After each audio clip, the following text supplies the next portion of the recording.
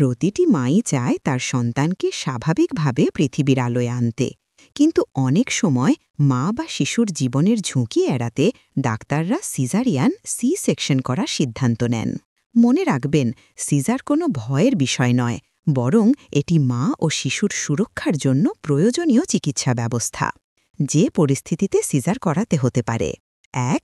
শিশুর অবস্থান সমস্যা হলে। যদি শিশুর মাথা নিচে না থাকে, উল্টো বা আড়াআড়ি অবস্থায় থাকে, তখন স্বাভাবিক প্রসব ঝুঁকিপূর্ণ হয়। ২. শিশুর কষ্ট বা বিপদের লক্ষণ দেখা দিলে। শিশুর হার্টবিট অস্বাভাবিকভাবে কমে গেলে বা অক্সিজেনের ঘাটতি দেখা দিলে দ্রুত সিজার করা দরকার হয়। ৩. মায়ের শারীরিক জটিলতা থাকলে। যদি মায়ের পেলভিস ছোট হয়, উচ্চ রক্তচাপ, ডায়াবেটিস বা অন্যান্য জটিল রোগ থাকে, তবে সিজারের প্রয়োজন হতে পারে। ৪. প্রসবকালীন জটিলতা হলে। যদি দীর্ঘ সময় প্রসব ব্যথা চলেও শিশুর মাথা নিচে নামতে না চায়, অথবা প্রসবের সময় অতিরিক্ত রক্তক্ষরণ হয়, তবে সিজার করানো হয়। ৫. নাভির নাড়ি ও প্লাসেন্টার সমস্যা হলে। যদি নাভির নাড়ি আগে বেরিয়ে আসে বা প্লাসেন্টার নিচে অবস্থান করে, তখন স্বাভাবিক প্রসব জীবনঘাতী হতে পারে। ৬. যমজ বা একাধিক সন্তান থাকলে।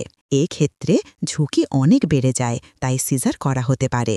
মনে রাখবেন, সিজার মানেই খারাপ কিছু নয়, এটি মায়ের ও শিশুর জীবনকে নিরাপদ রাখার জন্য চিকিৎসকদের একটি বিশেষ পদক্ষেপ।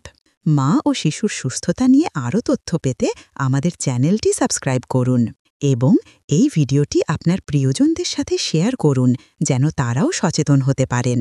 আর আপনার যদি কোনো প্রশ্ন থাকে, কমেন্টে জানাতে ভুলবেন না।